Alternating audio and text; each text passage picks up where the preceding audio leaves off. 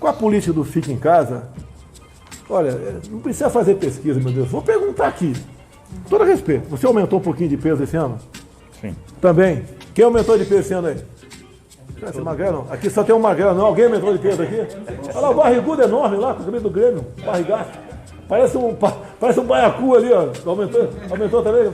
O pessoal ficou em casa com a tendência é ficar comendo mais. Da geladeira, obviamente. É comendo mais.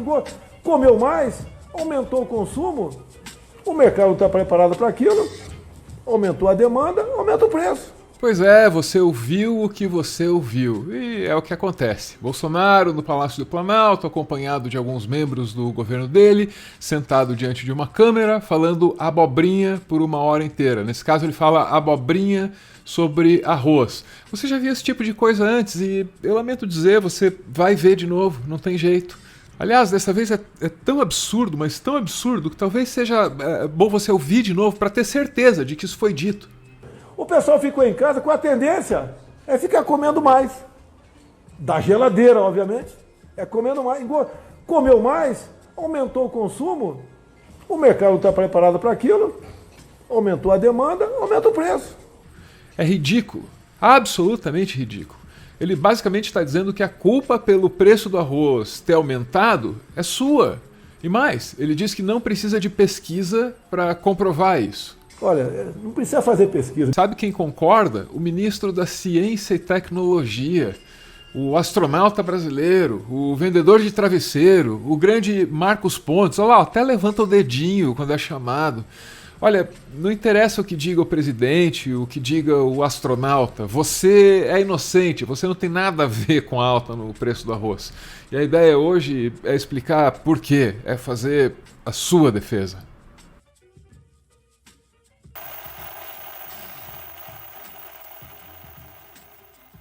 A explicação do aumento do preço do arroz começa com a alta do dólar, o que é interessante porque a insatisfação com a valorização da moeda dos Estados Unidos frente ao nosso cambaleado real foi um argumento constante na ascensão do bolsonarismo. Num passado nem tão distante assim, acreditava-se que o dólar cairia junto com Dilma Rousseff. Não aconteceu e aí o discurso mudou. O ministro diz que a empregada doméstica estava indo para a Disneylândia. Não.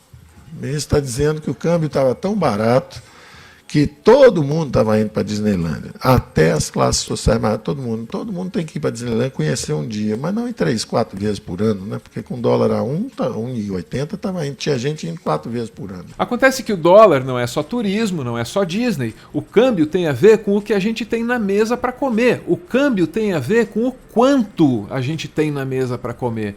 Porque com o dólar valendo tanto, compensa muito mais para o produtor exportar o arroz do que vender o produto aqui, no mercado interno. As exportações do arroz tiveram um aumento de 260% entre os meses de março e julho de 2020. Isso diminuiu a oferta do produto no mercado interno, e aí o preço subiu. O governo, claro, poderia ter feito alguma coisa para garantir que o mercado interno fosse priorizado, para garantir que a gente não ficasse com arroz tão caro. Aliás, talvez o governo até tenha tentado fazer alguma coisinha ou outra, só que o Bolsonaro não sabe direito. Pode crer, ele não sabe o que o governo dele fez para conter a alta do preço do arroz. Nós zeramos o IPI do arroz. Você tem certeza? Fala aí, pô, faz entrar furada aqui não. Tem que ter certeza. Nós diminuímos vários impostos. Em especial da área de saúde. O governador de São Paulo, estamos na pandemia, aumentou o ICMS quase tudo. Ninguém critica o governador de São Paulo, critica a mim. Vai na prateleira lá em Jundiaí, em Americana, em Presidente Prudente, em Eldorado Paulista, aumentou de preço. Lembra de mim? Lembra do teu governador que aumentou o ICMS? Lembra dos deputados estaduais que aumentaram o ICMS? Mas, e daí? E daí? Lembra do e daí? E daí? Eu pergunto para você agora, e daí?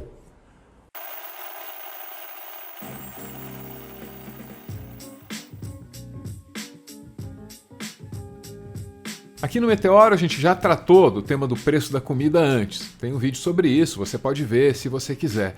Nessa ocasião a gente teve uma conversa com a economista Mônica de Bolle, que é especialista em crises financeiras. Ela explicou que quando a gravidade da pandemia ficou clara, ficou óbvia, Muitos países governados por gente melhor que o Bolsonaro, que também não é difícil de encontrar, esses países aí correram para garantir a segurança alimentar das suas populações. Já o Brasil não. O Brasil ignorou a necessidade dos brasileiros porque viu nisso uma oportunidade de negócio. Negócio para quem? Para o agro, que é pop. No início da pandemia, logo no início, assim, em janeiro, mais ou menos, ali no entorno de janeiro, fevereiro, uma das coisas que tinha surgido já no debate internacional, e eu me lembro dessas conversas internas dentro lá do Peterson Institute, onde eu trabalho, surgiu o tema da segurança alimentar. Assim, o que vai acontecer se as cadeias de produção e distribuição de alimentos forem significativamente afetadas pela pandemia? Como é que os países vão lidar com essa situação?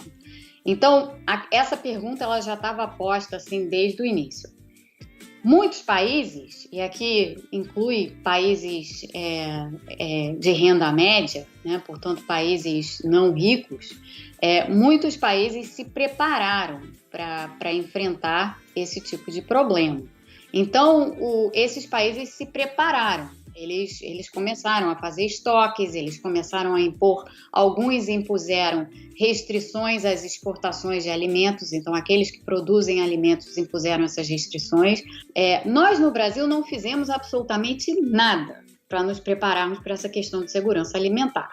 Nós no Brasil, na realidade, fizemos exatamente o oposto. A gente pensou assim, oba, beleza, tem mais gente querendo comprar alimentos no mundo, então vamos exportar mais soja, vamos fazer essas coisas porque o mundo está querendo, a gente faz isso. E a gente esqueceu completamente, o governo, que a gente tem uma população enorme que a gente precisa atender e que a gente deveria ter dado mais atenção a isso do que a esse quadro. Claro que não é desprezar as exportações, mas você precisa equilibrar a sua resposta, né? E pensar exatamente como que você vai fazer esse planejamento. Outro problema é o esgotamento dos nossos estoques regulatórios. Isso é basicamente uma reserva do produto que é colocada no mercado quando o preço aumenta demais. Isso numa tentativa de fazer o preço baixar. E aí a gente soma a esse quadro ainda por cima o fato do Brasil ter resolvido abrir mão dos seus estoques regulatórios de grãos. Todos os países têm isso, os que podem, né? Tem estoques regulatórios. O que são esses estoques regulatórios? São estoques que estão lá para serem usados quando você enfrenta situações de insegurança alimentar.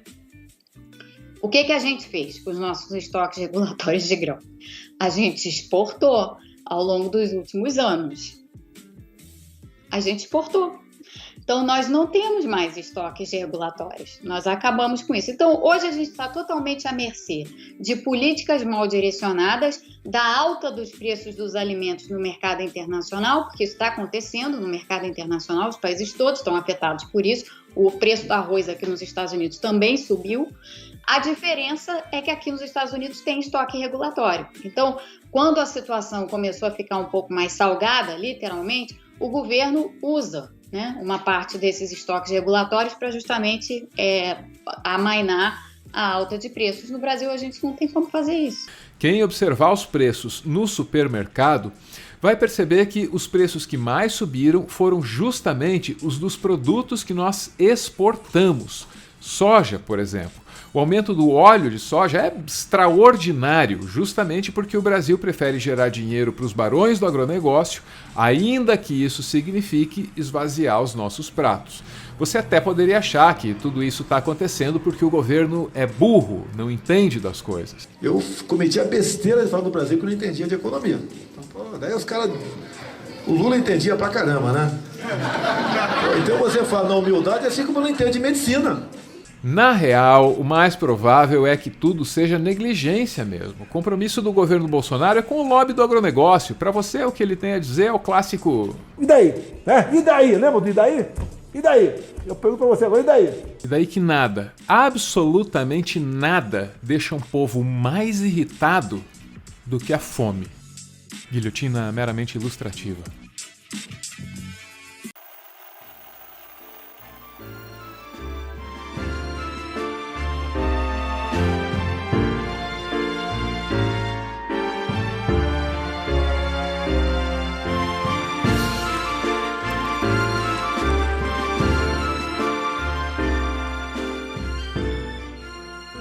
Muito obrigado por ver esse vídeo até o final. O Meteoro é mantido graças a uma campanha de financiamento coletivo. Quem participa aparece aqui no finalzinho para receber o nosso agradecimento.